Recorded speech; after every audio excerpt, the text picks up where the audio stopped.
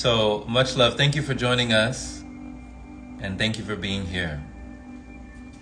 So we'll begin Food Freedom, the Final Frontier. And the chapter we start on is called The Power of Choice. We begin with a quote from Wiley Brooks. Fasting is basically a belief system. I mean, whether one eats or not is a belief system, without a doubt. I discovered that it's the belief that controls our lives. For example, ask anybody, what do you think will happen if you don't have any food? Right off the bat, they will say, I will die. Wiley Brooks. Human beings are indeed a unique species, marked by profound distinctions that sets us apart from the animal kingdom. Let's talk about and break down one distinction in particular, an idea that to this day still boggles the minds of so many individuals. I'm speaking, of course, of our capacity for free will. While animals operate primarily on instinct, driven by their physical needs and survival imperatives, we humans possess the extraordinary gift of choice. An animal, when hungry, is compelled to hunt and consume. Its actions are dictated by necessity, without room for contemplation or alternative paths. This is the reality of their existence, one of immediacy, dictated by the primal demands of the physical world. However, human beings are not confined to this purely physical realm. We stand at the crossroads of the physical and the metaphysical, the finite and the infinite. Our existence is multidimensional, encompassing, yes, the body, and also the mind, emotions, spirit, and even a neutral essence that serves as the seat of our free will. This complexity allows us to transcend our physical needs and desires, to contemplate and choose paths that honor our higher potential much further than just survival. Consider the layers of our being.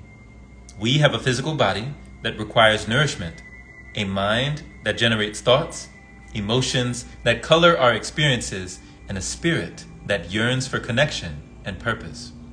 Beyond all these, there is a neutral part of us, an observer, a decision maker, the essence of free will. This is the aspect of ourselves that can choose whether to align with our physical impulses or to rise above them. Stepping into the boundless possibilities of our metaphysical nature.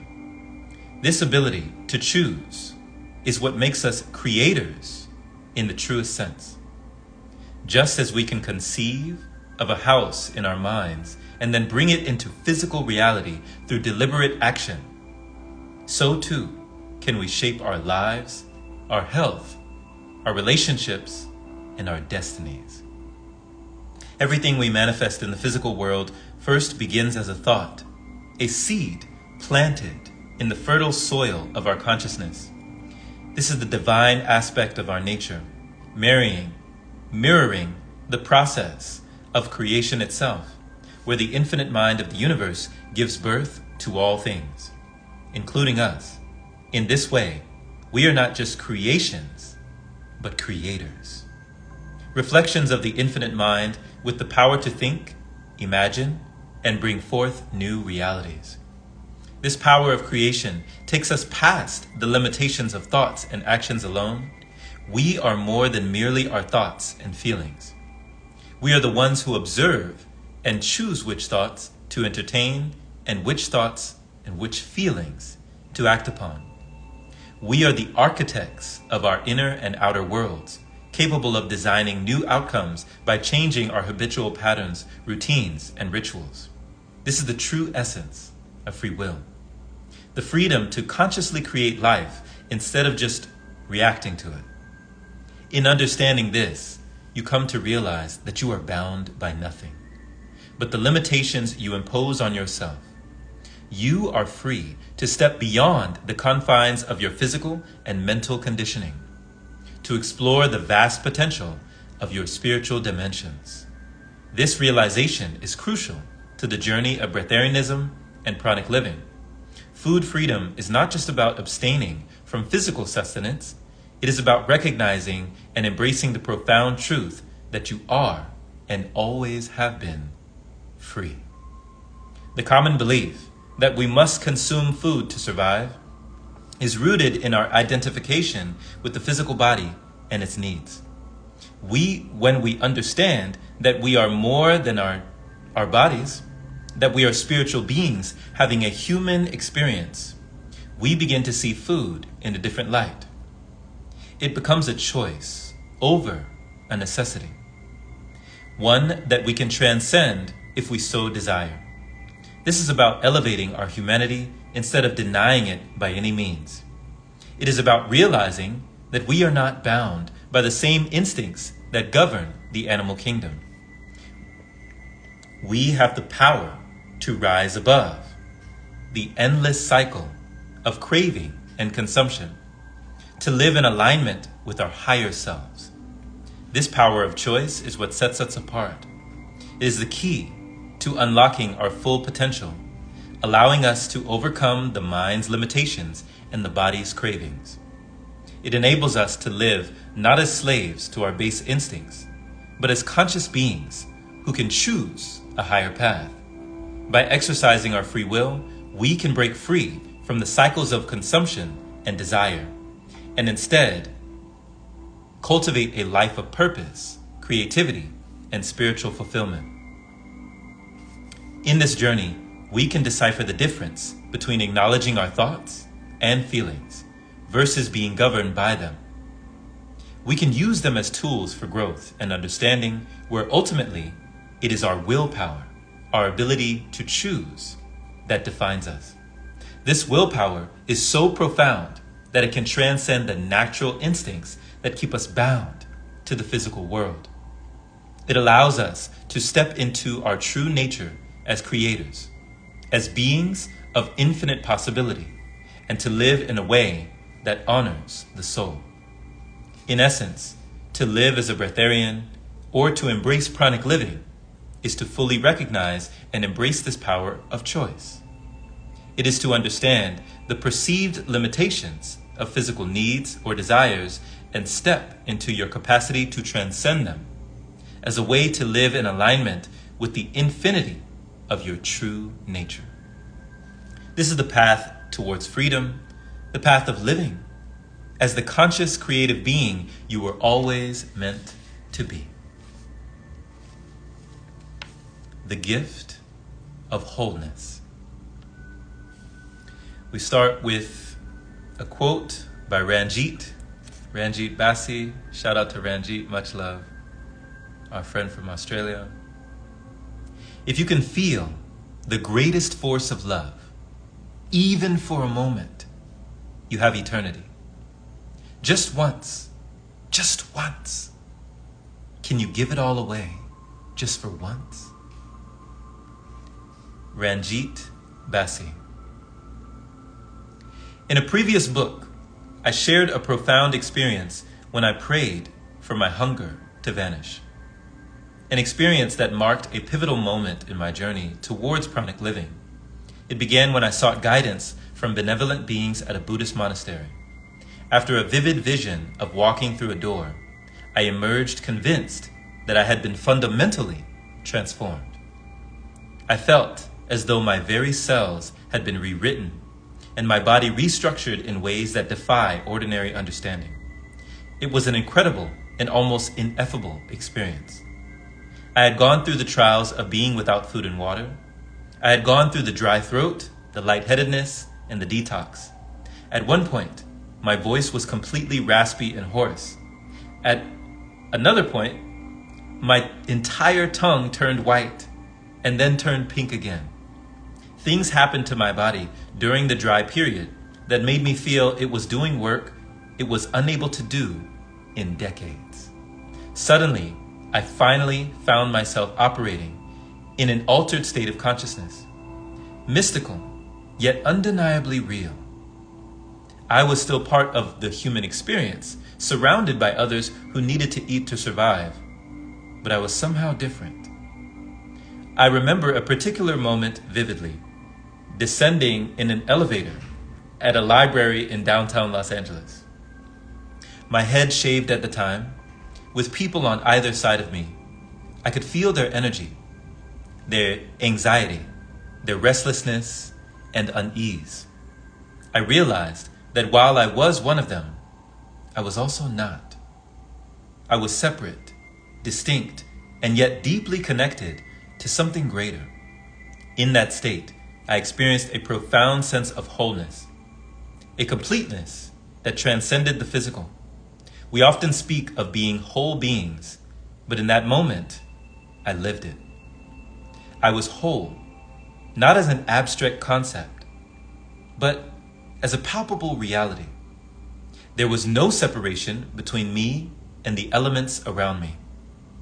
I could be nourished by the ether, sustained by the prana in the air, and it felt as natural as breathing.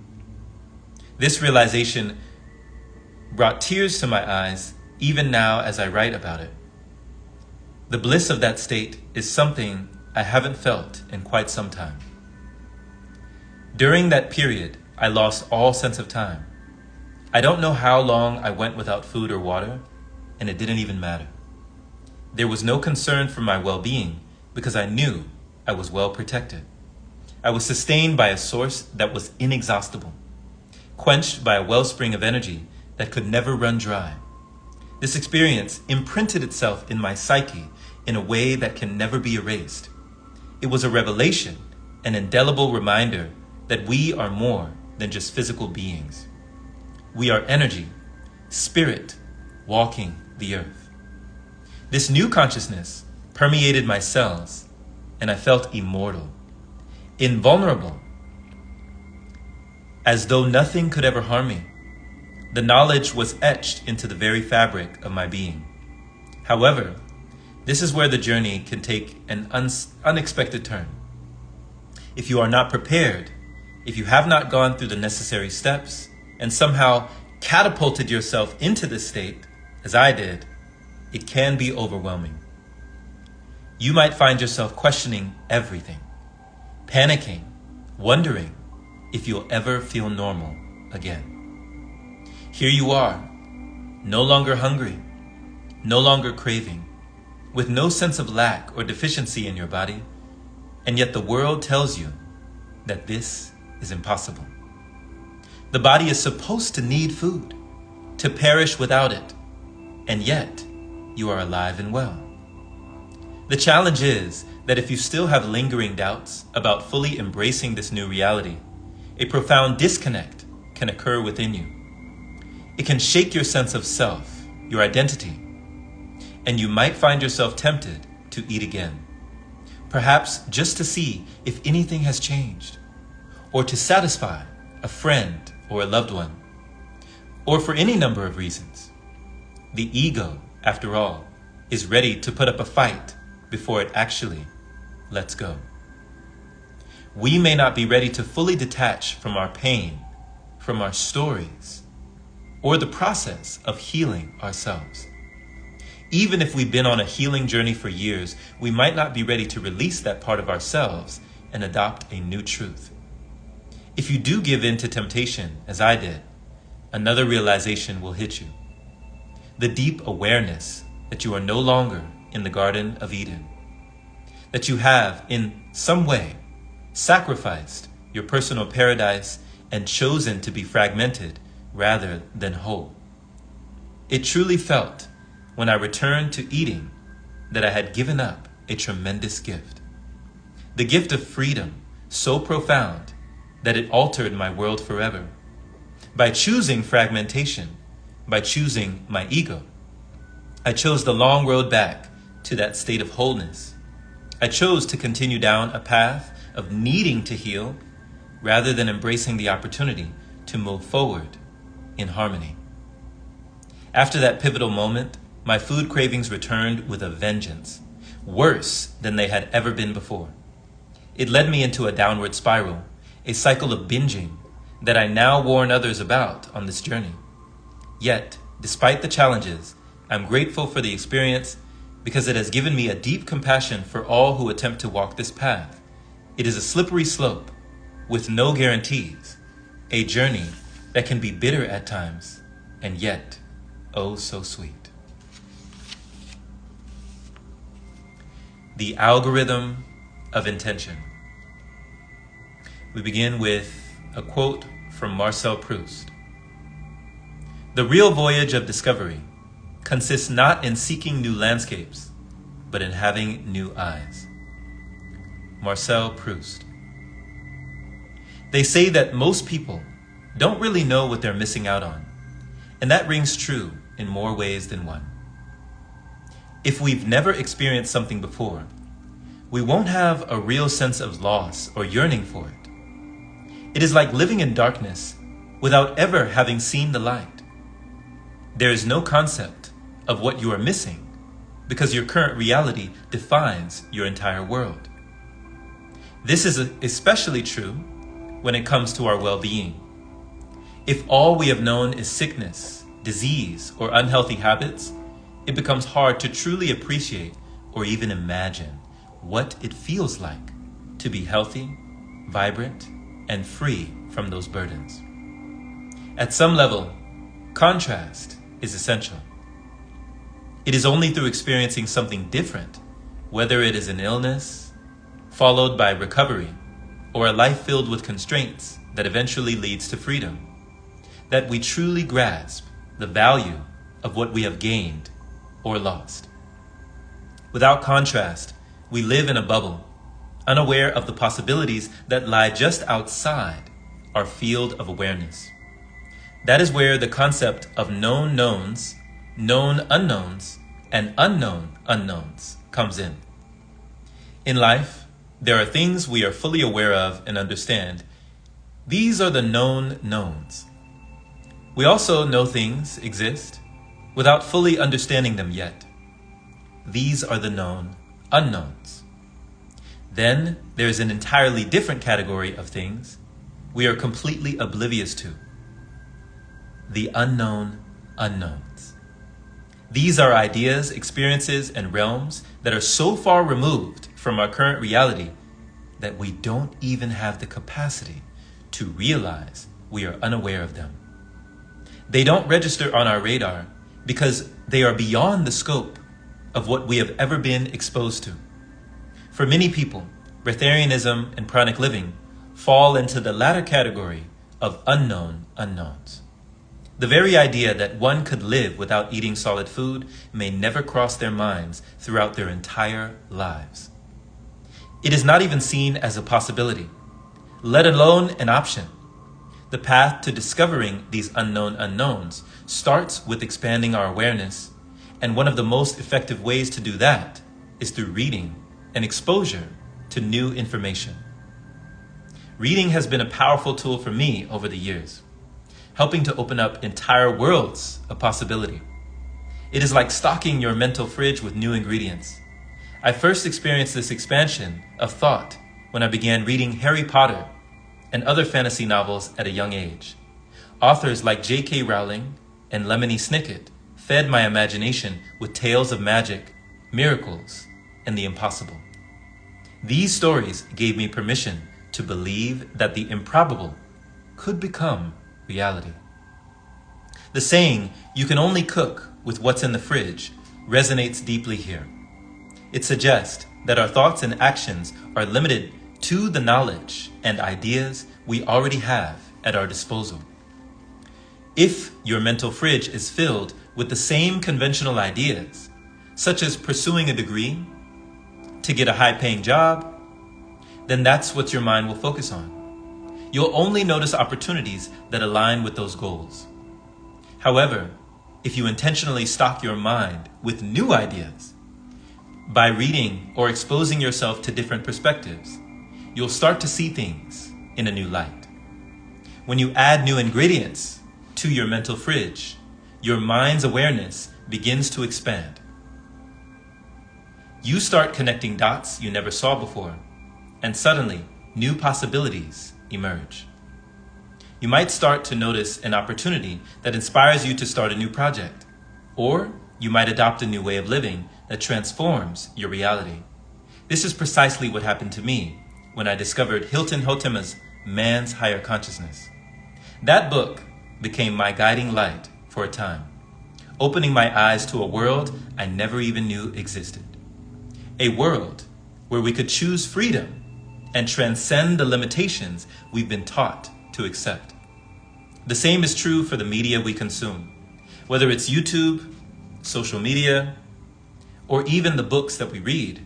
The content we expose ourselves to shapes our reality. Algorithms cater to what we seek out, feeding us more of the same. So if you're watching cat videos or cooking shows, that's what will dominate your attention. Alternatively, if you actively search for the content related to pranic living or breatharianism, suddenly you find yourself down a different rabbit hole. Videos by Elitam Elamine, Jasmuheen, or Ray Mayor start showing up, and your world shifts as you begin reprogramming the mind. As the algorithm continues to show you content aligned with this new path, you begin to adopt a new identity, one that is aligned with being a pranic being, living outside conventional norms. You may start fasting, meditating, and even practicing Qigong. You begin to feel energy coursing through your body. Little by little, you get a taste of what life could be like. And once you have had that taste, there's no going back. Your mind has shifted. Your goals have changed. You can no longer be content with the ordinary because you've glimpsed something extraordinary. This is the power of intention. The word intention comes from the Latin word intentio, meaning strain or stretch. To stretch or strain. Living with intention is akin to building muscle. It requires effort, focus, and perseverance.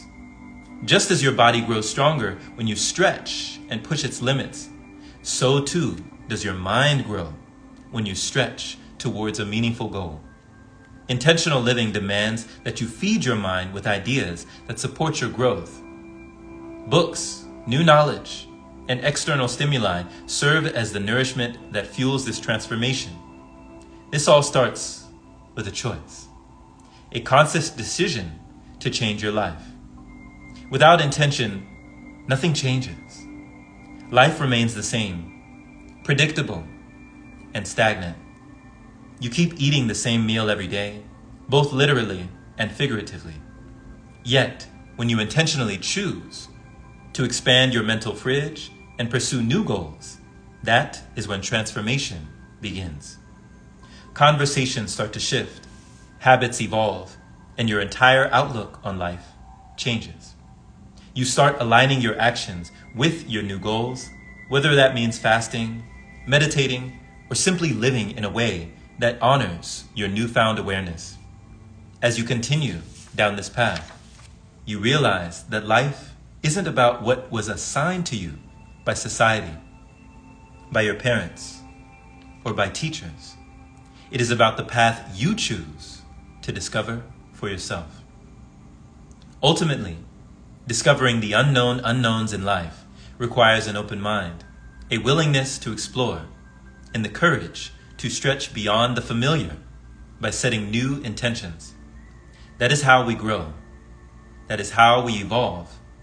And that is how we uncover the hidden potentials that lie within us all. Highlights from Hilton Hotema. We are all breatharians at our core, although we've become deeply attached to food and drink, confusing physical sensations for genuine hunger. The habitual cycle of consumption is a form of stimulation we rely on to feel grounded in our bodies, though life itself does not require this constant nourishment. At the most fundamental level, life is simply existing and experiencing. Life doesn't need to be fed. It simply is. This awareness strips away the illusion we've built around our dependence on food. Consider the scenario of a diseased body.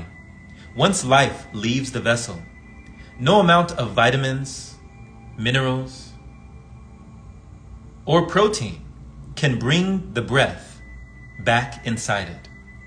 This alone reveals that food is not the source of our vitality. If it were, then surely such injections would reignite the spark of life.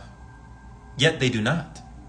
The truth is that life comes from something far deeper, a force that animates the body, something beyond the physical. Your body and mind are vehicles, tools to interact with the world, but they are not who you truly are. You are energy, the consciousness behind it all, the driving force that ignites this temporary vessel. As one of my mentors once said, you are a system of energy held together by thought. In the last chapter, we discussed exploring the unknown, the vastness of what we haven't yet discovered, and how reading can help us touch upon these unknown unknowns. Hilton Hotema's book, Man's Higher Consciousness, was a critical book on my journey, helping me break free from the limitations I had accepted for years. Let's dive deeper into some of his teachings, for they help to dismantle the common misconceptions surrounding food and human existence. Food cannot sustain what it cannot produce. As the body is not a product of food, it is actually not sustained by food. Hilton Hotema. This statement challenges the prevailing belief that we are what we eat. Hotema argues that because food does not create life, it also does not sustain it. At first glance, this may seem counterintuitive, especially in a world where eating is tied to health, energy, and well-being. However, this passage suggests that there is a higher source of nourishment, one that transcends physical matter. If food truly sustains life, it should be able to produce life. Yet food alone cannot create a living being. It is a powerful reminder that we are much more than what we consume, and that by continually eating, we block ourselves from recognizing the deeper source of life energy within us. If the cells depend on food and drink, man should continue to grow and live as long as he has sufficient food and drink. This passage reminds us that life is not perpetuated merely by eating. If the key to eternal life were simply food, then no one would ever die as long as they kept eating. Yet, this is clearly not the case. Food is an external crutch, a temporary band-aid for the body's imbalances. But it is not the force that keeps us alive. The force that sustains us is far greater than the physical sustenance. No one seems to realize that eating is not natural, but an acquired habit, like smoking and drinking. It is fascinating to think that something as instinctual as eating is in fact an acquired habit. We are conditioned from birth to believe that food is necessary for survival. Much like any other addiction, we didn't inherently need it. We were trained to rely on it. Food is a deeply ingrained routine, perpetuated by societal norms, reinforced over time. But that doesn't mean it is necessary for life. A sick man often begins at once to recover when given no food, and even shows signs of growing younger. Here, Hotema touches on the body's profound intelligence. The moment we cease to the constant intake of food, the body begins to heal itself. Fasting has been recognized throughout history as a powerful tool for regeneration and recovery. When the body is free from the burden of digestion, it can focus on detoxification and repair. It is in our very nature to be healthy.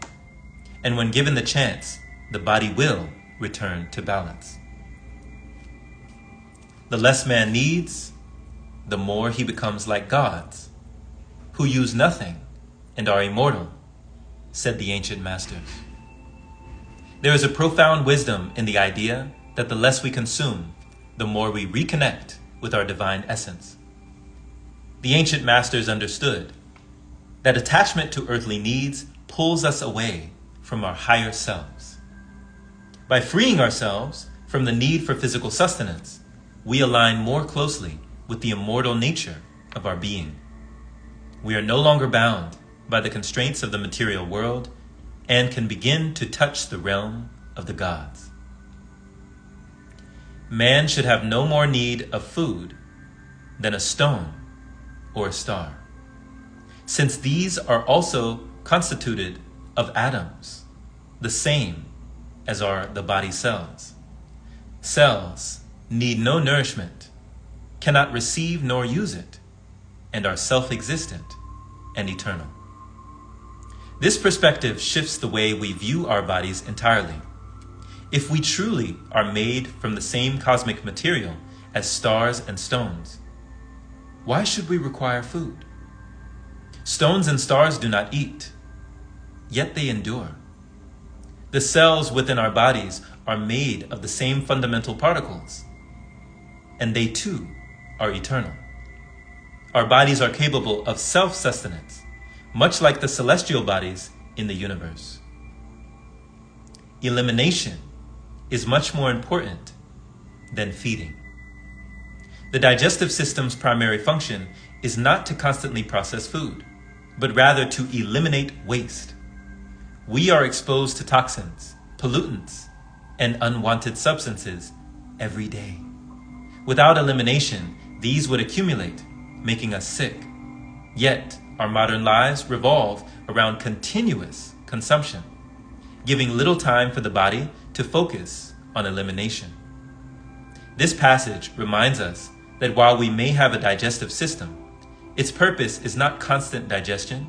It is there to protect us, to eliminate what doesn't serve us.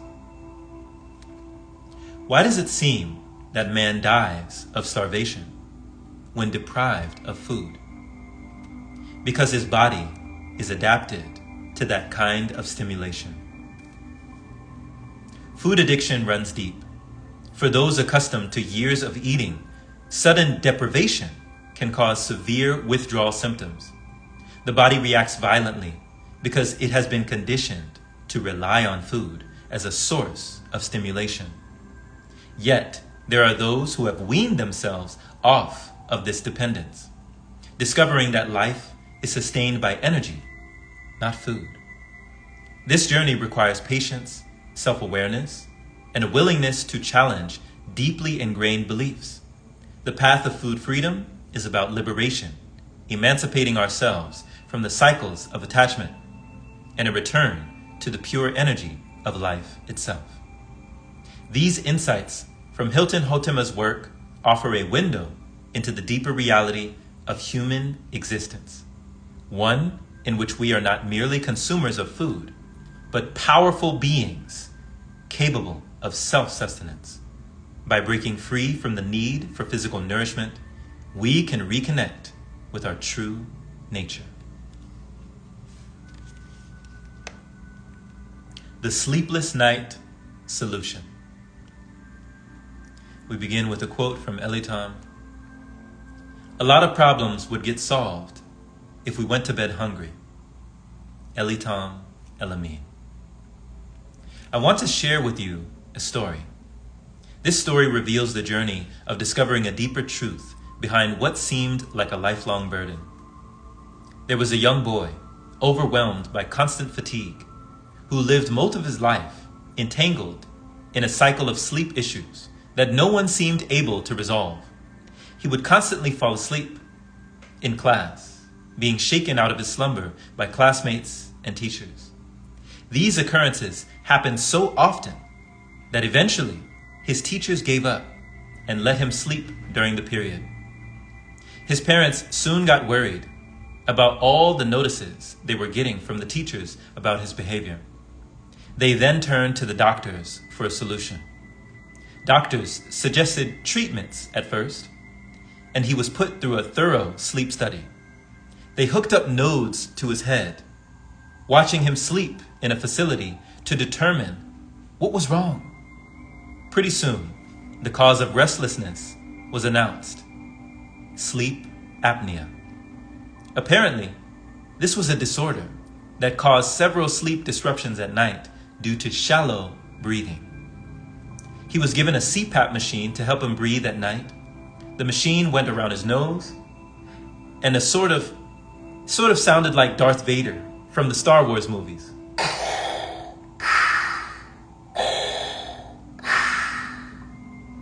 Still, he continued to fall asleep in class and at inappropriate times during the day. Then, it was determined by doctors that he had a deviated nasal septum. Surgery was suggested and performed to address what appeared to be a physical problem. But still, the issue persisted. The parents, worried and eager for answers, followed every medical recommendation, yet despite all efforts, he would still fall asleep in class and nod off throughout the day. The root of the issue went undetected for years. He continued to feel trapped in his condition, thinking that he was just cursed with a disability that he would have to endure and live with forever. At first glance, it appeared that this young man was fighting a losing battle with sleep apnea and a deviated nasal septum. But as the story unfolds, it becomes clear that the diagnosis wasn't the full picture. This seemingly medical condition was not solely a product of anatomical abnormalities or poor sleep hygiene. It was actually rooted in something much more fundamental: diet. Several years went on before he made a big change. By embarking on a liquid fast, something many would view as drastic or unconventional, he discovered a shocking truth. The main cause of fatigue and sleepiness was the food he consumed during the day, instead of the faulty breathing at night. This revelation was both liberating and transformative. Within just 30 days of fasting, he achieved what countless procedures, machines, and prescriptions could not achieve in nearly 3 decades. Imagine the frustration of battling an invisible enemy for years, only to find out that the solution had been within reach all along.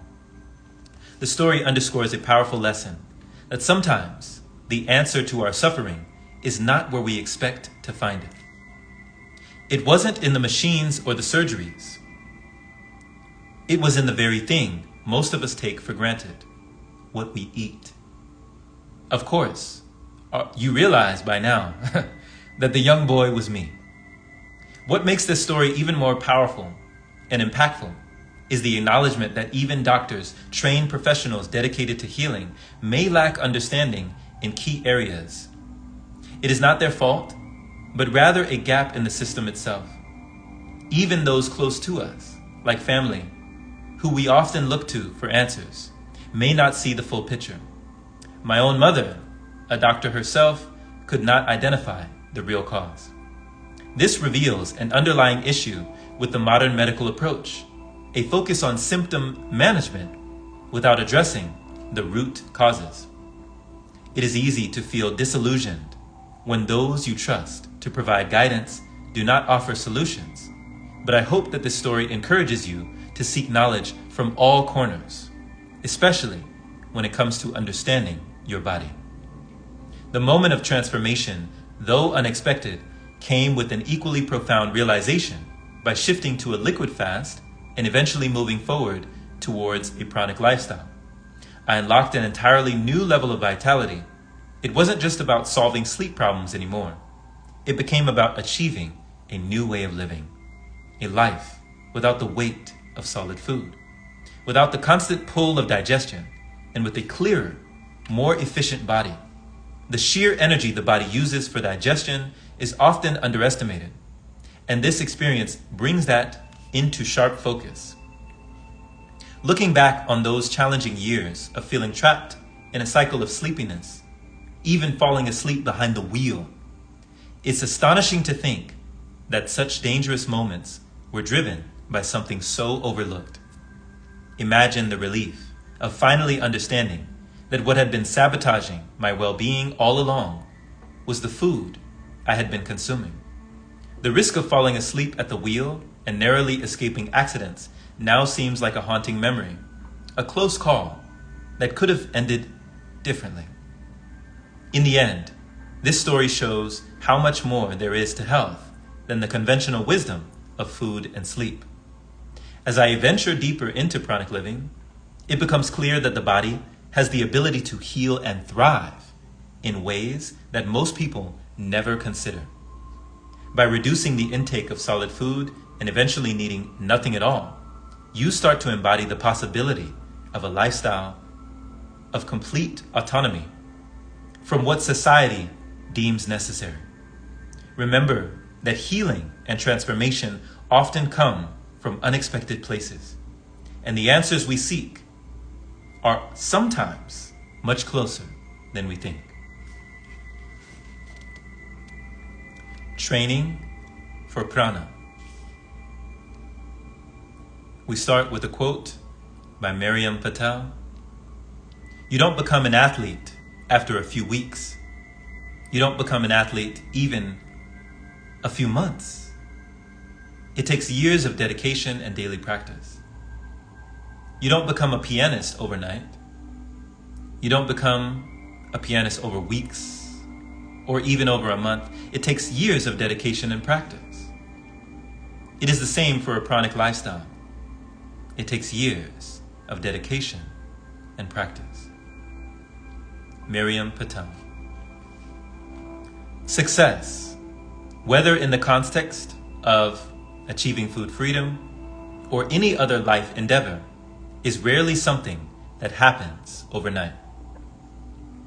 You've probably heard the saying, success is a marathon, not a sprint.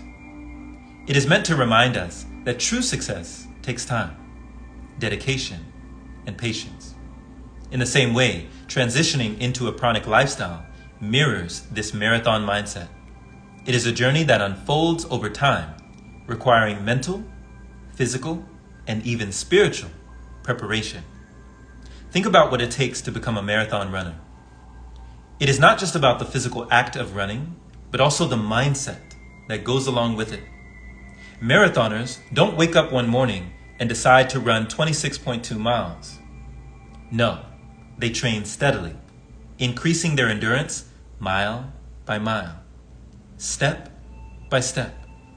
That mental focus, discipline, and commitment they cultivate over time are just as essential as building physical strength. Now imagine applying that same approach to pranic living. You don't just decide one day to stop eating solid food and expect to thrive. The body and mind need time to adapt.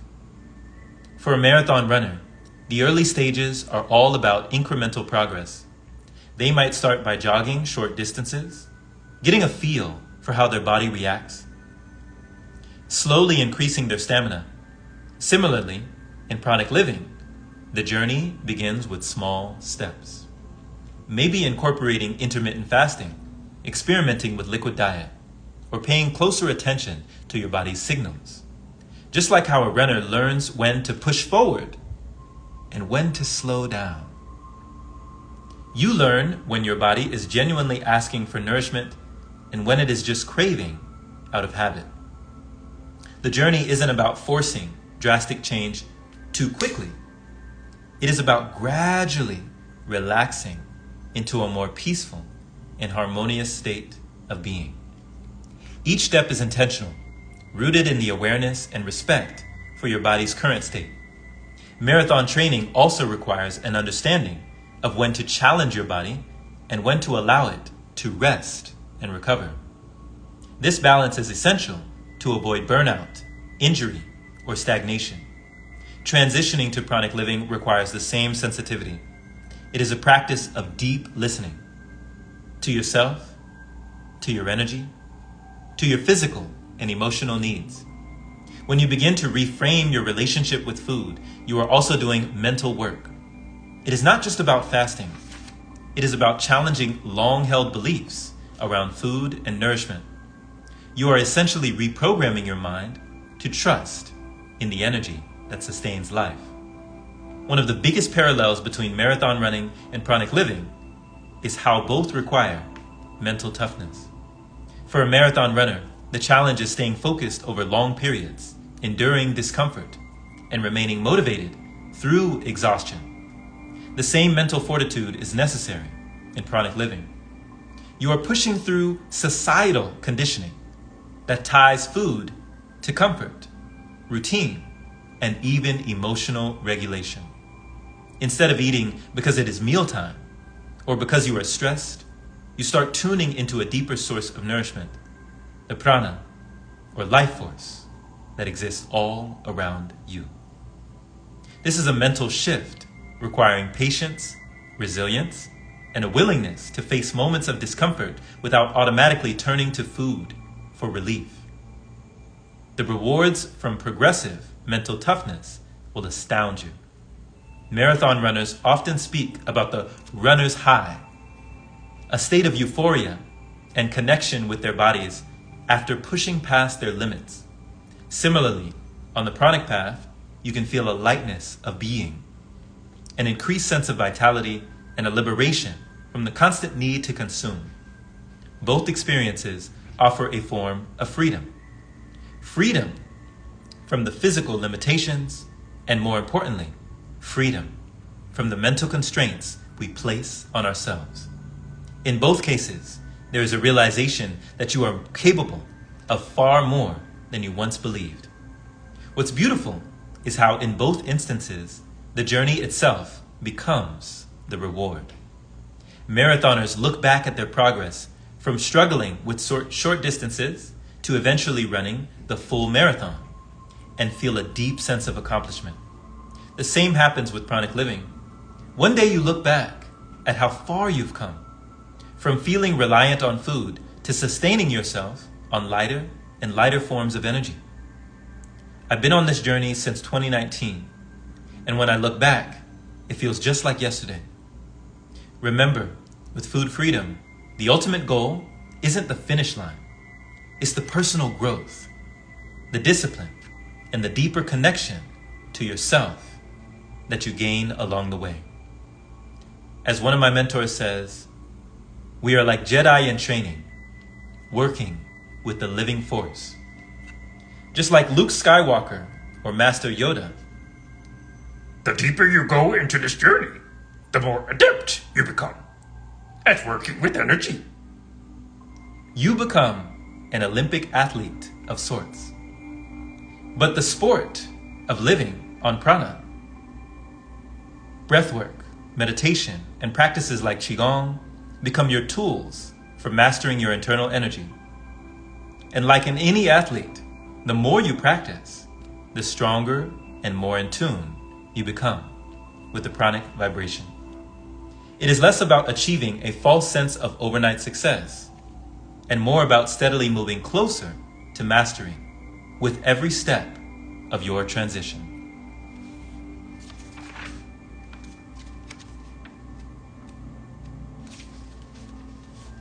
Becoming the outsider. We begin with a quote from Jiddu Krishnamurti. It is no measure of health to be well adjusted to a profoundly sick society. Krishnamurti.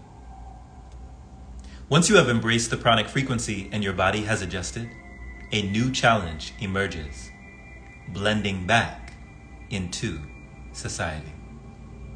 It can feel like a game of cat and mouse. Do you reveal your lifestyle or keep it to yourself? Society has a way of judging what it doesn't understand, and pranic living definitely falls into the category in the realm of the unknown, the kind of unknown that people don't even realize exists.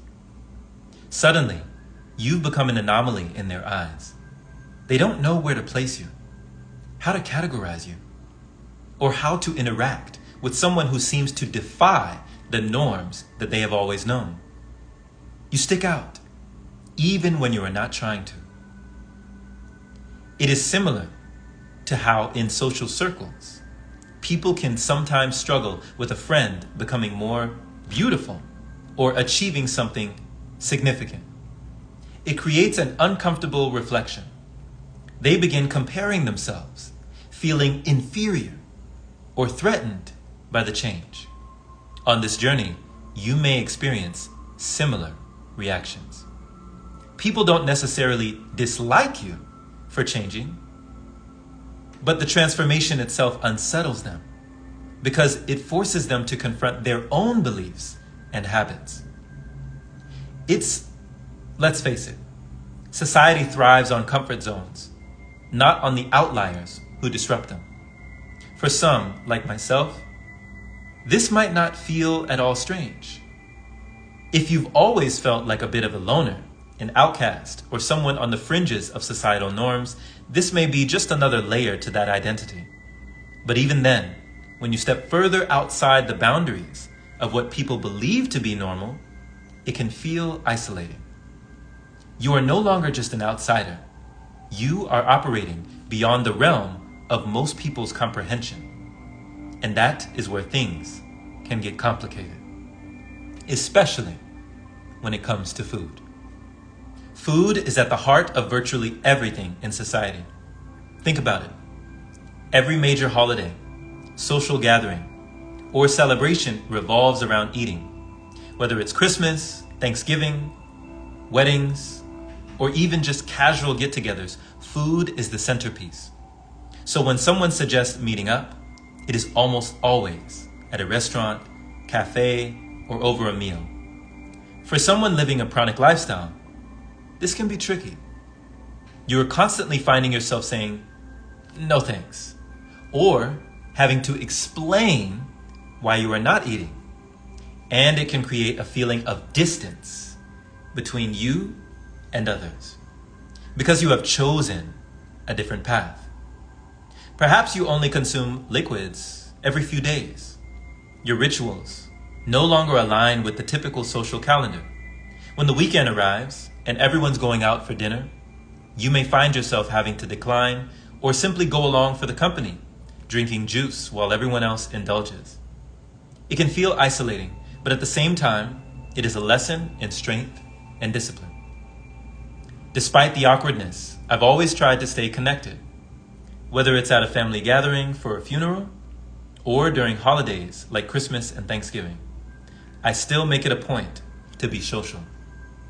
Speaking of which, I'm about to visit my family in Riverside, California for Thanksgiving. My flight leaves tomorrow, so that's going to be fun. I'll sit with my family, maybe sip some juice or coconut water, but I'll laugh, chat, and enjoy the moment. It's not about the food, after all. It's about the connection. Now, if you're new to the pranic path, this can be tough. It is not always easy to sit in front of a table filled with food and resist the temptation. You might feel uncomfortable or even left out. But here's the thing. It is actually harder for them than it is for you.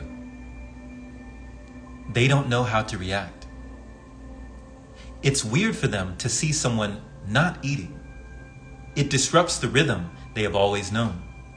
And it can make them feel uncomfortable in ways they don't fully understand. You have to be the one who accepts that discomfort, both yours and theirs. You have to be okay with the fact that people might feel guilty, uneasy, or even avoid being around you because it challenges their own habits and beliefs. It is almost as if your choice to not eat highlights their dependence on food, something they may never have questioned before. It forces them to reflect on their own relationship with food, and that reflection can be unsettling. They might feel as though your freedom from food undermines their belief that eating is essential, natural, and normal. It is not your job to convince them otherwise. It's just part of each person's journey. Naturally, your loved ones will be concerned. To them, the idea that you are not eating feels dangerous. They worry about your health, your sanity, and your well-being. It just doesn't make sense in their worldview, and they may fear that you are harming yourself. But of course, you know that's not the case. I found that it is best to only bring up Breatharianism when someone asks, and even then, I can usually tell within the first question whether someone is open-minded enough to really listen. If not, I'll casually change the subject because I know that not everyone is ready to hear about something so outside their comfort zone. Living this lifestyle is about finding balance, not just within yourself, but with how you interact with the world around you. You learn when to reveal, when to stay quiet, and most importantly, how to remain true to yourself in the process.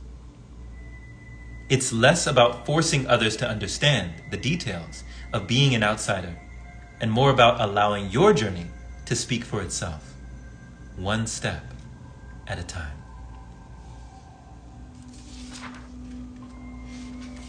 And we'll go ahead and end there with today's pranic reading as we've been proceeding. Some wisdom for the ages from today's pranic pages. You can definitely check out on YouTube that playlist with multiple books, multiple readings. It is called Pranic Pages on the YouTube playlist. And much love. Thank you for everyone for listening. Thank you for glistening. Share this with someone who needs to hear it. Keep the grateful, thankful spirit. And for all things pranic living, Breatharianism, check out the website that we have for you. The website is called patreon.com/pranicpath with multiple audios, videos, and books just like this for your visual, your reading, and auditory pleasure. Much love. It is always a treasure. And once again, that website we have for you is called patreon.com/pranicpath. Blessings to you, my friend. May the rest of your life and the breath of your life be the best of your life. This has been Jerome Shaw, and take care.